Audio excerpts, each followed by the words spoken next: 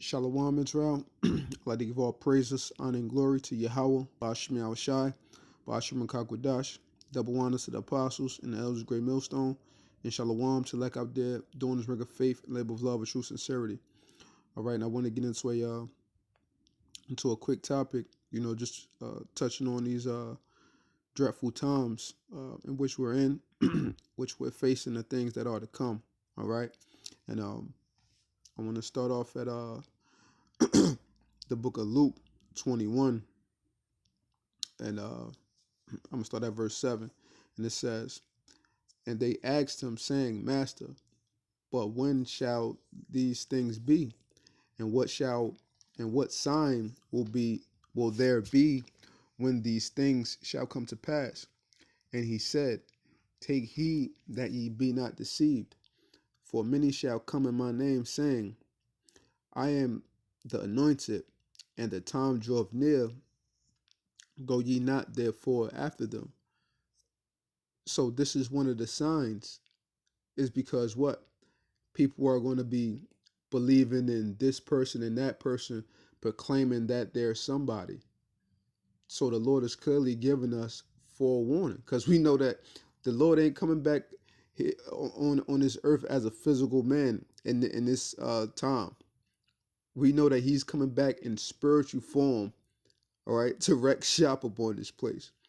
So this is one of the major signs that people are going to be falling for, whether they're going to be listening to the Pope or whoever comes out of the woodwork proclaiming that they're somebody, and like they're the Lord coming back in the flesh, for the last time. You know what I'm saying?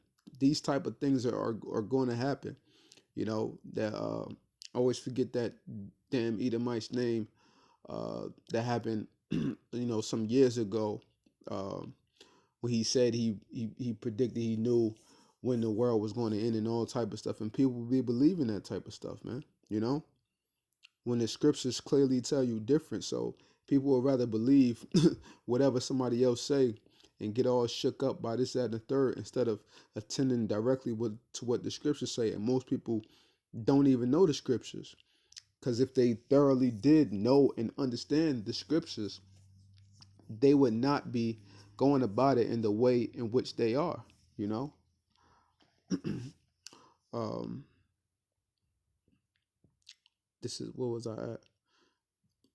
Verse 9, it says, But when ye shall hear of wars and commotions, be not terrified, for these things must first come to pass, but the end is not by and by.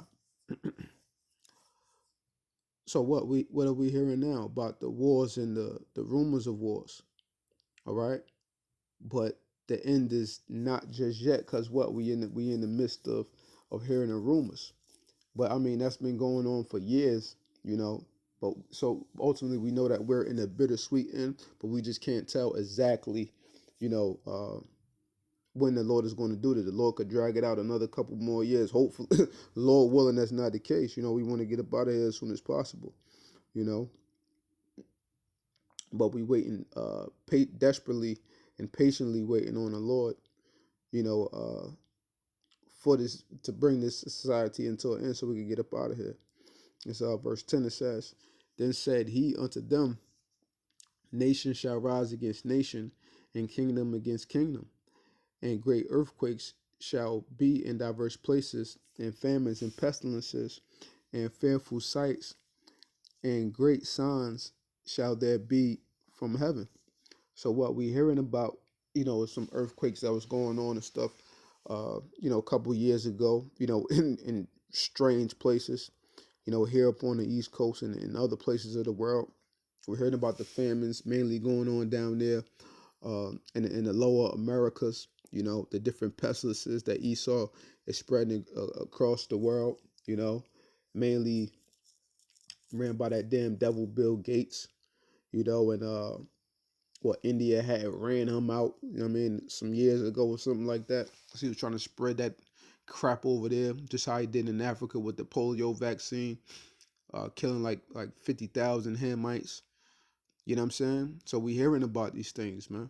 The movies and stuff that they put out there, the the different TV shows, containment, and all of this biological warfare that they've been playing with since time immemorial, and fearful sights and great signs shall there be from heaven. But before all these, they shall lay their hands on you and persecute you, delivering you up to the synagogues and into prisons, being brought before kings and rulers for my name's sake. And it shall turn to you for a testimony. So what? When it comes down to this time, we're going to be looked at as public enemy number one. Things seem good in one instance, then next thing they coming and scooping you up. And everybody looking at you sideways like what you done got yourself into. But we got to hold our heads even higher in that time because we know that this was all destined. We know that this is going to turn into us for a testimony of righteousness unto the Lord. While the rest of the people is going to be looking shook like damn, this fool about to die. But they don't know if we got to go through that, hey, we going to inherit immortality, man. That's our aim, you know.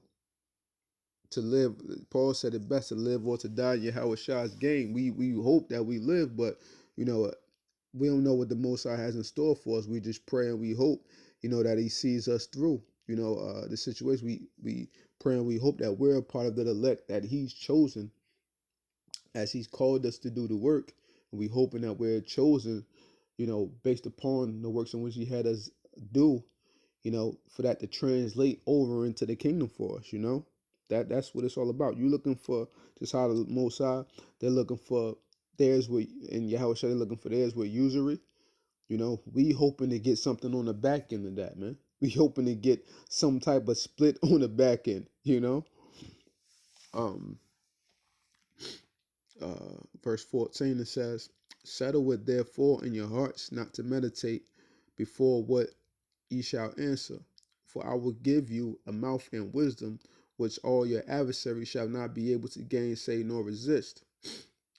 So, just how Yahweh Shah, when he was being just like Yahweh Shah, when he was being dealt with by them Romans and stuff like that, and they was trying to find him guilty of something, he spoke all of the right words. Why? Because the Lord put in his mouth what he was to say so that they couldn't charge him based upon that. So that was a great thing right there. The Lord is going to give us a mouthpiece and wisdom for us to say, to put them to shame within that given time, so that everybody around us going to see, is going to know that they putting their hands on us, what I'm saying, is an injustice, that they doing it out of just pure evilness and wickedness, because they know where the key helpers of Yahweh Bashim Yahushua to bring the society down, as the scriptures say, by the spirit of his mouth, which is us, and then with the brightness of his coming, Salakia.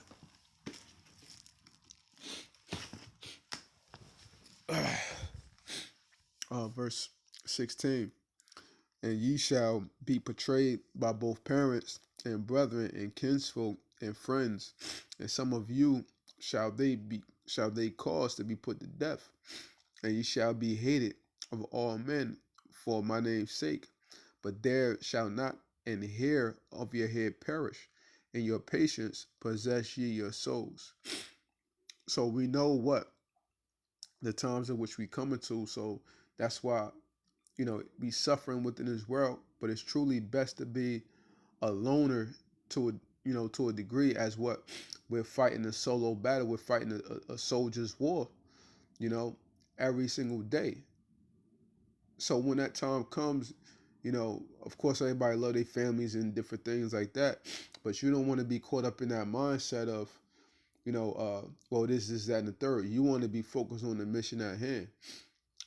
And I'm thankful, and I hope that the Lord employs it unto me as a strength when that time comes, because I've been alone in pretty much my whole life. So that should turn into a strength for a lot of us brothers who are just used to constantly being by themselves, and being in the truth, we are by ourselves. We're isolated from the rest of the world because we don't think like the rest of the world. We don't see things how they see things. We see things on a much grander scale in comparison to them. So therefore, what we are You know what I'm saying? Living that soldier's life, that lonely life, man. But it's just all towards our benefit, and we have to be grateful for the Lord putting us in this position. We have a lot to look forward to, within these final hours of America. So with that, I hope this segment was edifying, and I'd like to give all praises, honor, and glory to Yahweh, Ba'ashim Yahushai, Ba'ashim Rakakwadash, double honor to the apostles and the elders of Great Millstone, and Shalom to Lek out there doing his work of faith and live with love and true sincerity. Shalom.